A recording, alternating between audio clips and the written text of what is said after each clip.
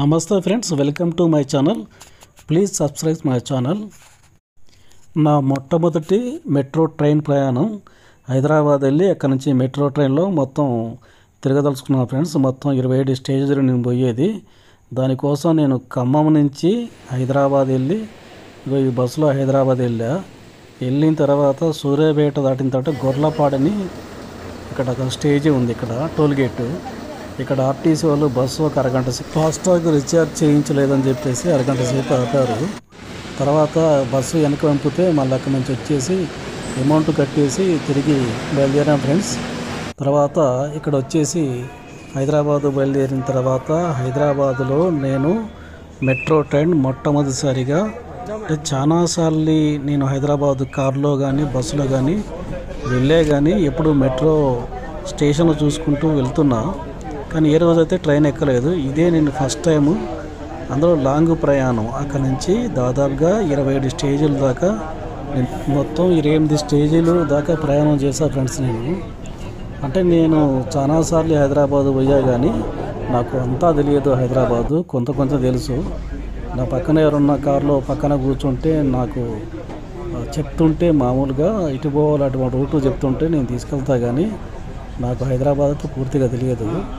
ఇది కొత్తగా ఉంది. మెట్రో స్టేషన్లో ఎక్కేసి అంటే నేను ఎక్కిన స్టేజీ దగ్గర నుంచి మియాపూర్ పోవాలి, అంటే మల్లంపేట పోవాలి. మల్లంపేట పోవాలంటే మియాపూర్లో దిగాలి.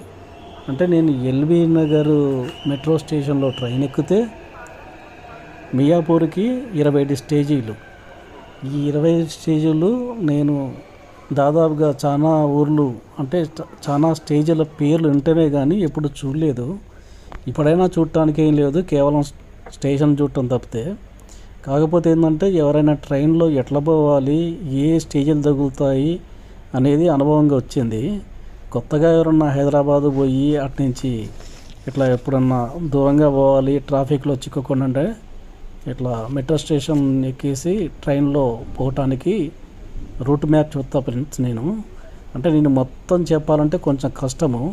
కాకపోతే 27 స్టేజీలలో కొన్ని మెయిన్ అంటే నేను ప్రయాణించిన మెయిన్ స్టేజీలు మీకు చెప్తున్నా.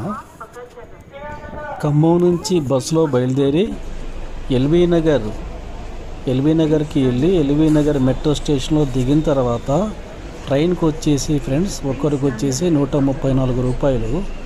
స్టేజీలు మీకు చెప్తా, మెయిన్ స్టేజీలు ఎల్బీ నగర్ స్టేజీ, తర్వాత Chaitanyapuri, new market, MG bus station, Khairatabad, Ameerpet, ఎర్రగడ్డ, కూకట్పల్లి, జేఎన్టీయూ కాలేజ్, తర్వాత మియాపూర్. ఇది 27వ స్టేజీ ఫ్రెండ్స్. ఇది నేను మియాపూర్లో దిగేసి మళ్ళీ అక్కడి నుంచి ఆటో ఎక్కి మల్లంపేట పోయా. అక్కడికి వచ్చేసి మళ్ళీ 120 రూపాయలు మల్లంపేటకి ఒక మనిషికి.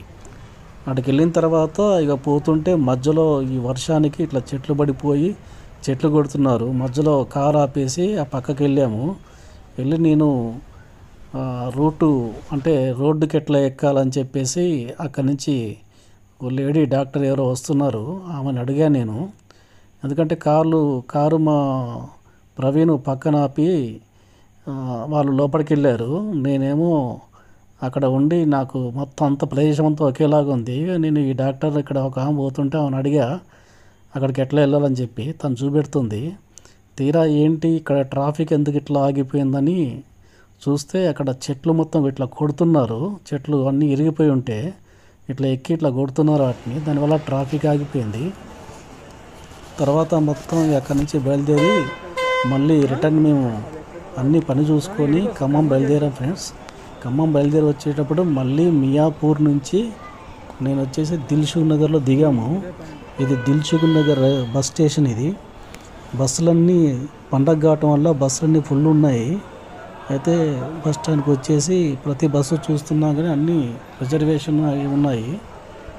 తర్వాత ఇక మేము ఒక మనుగురు బస్సు ఒకటి వస్తే అది ఎక్కడానికి వెళితే అక్కడ కొంతమంది లేడీస్ కాలేజీ అమ్మాయిలు ఉన్నారు. వాళ్ళు చూడండి ఏమడుగుతున్నారు ఇక్కడ డ్రైవర్ని పట్టుకొని.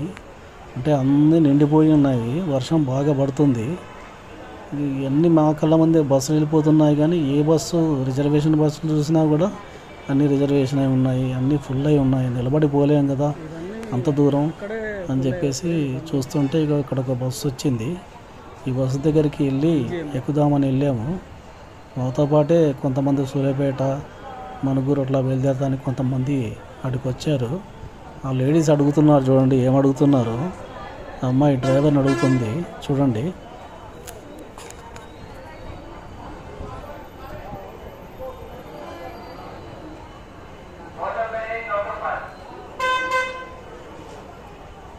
బస్సు వచ్చింది ఫ్రెండ్స్.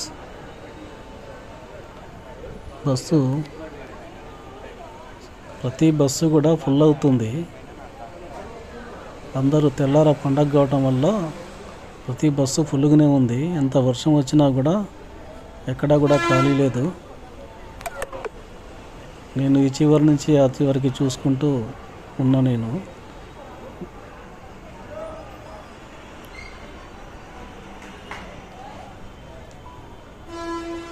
అందరూ అంతా హడావుడిగా వెళ్ళిపోతున్నారు.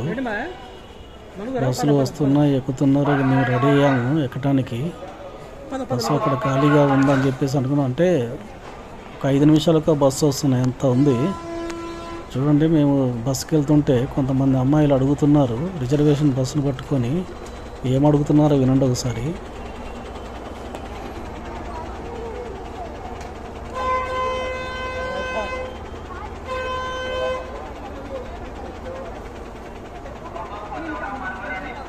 సీట్లు ఇవ్వటగా రిజర్వేషన్ ఆధార్ కార్డా చూసారా అమ్మాయి ఏమడిగిందో. రిజర్వేషన్ బస్సు పట్టుకొని ఆధార్ కార్డు ఉందా అని అడుగుతుంది అమ్మాయి. నవ్వు వచ్చింది.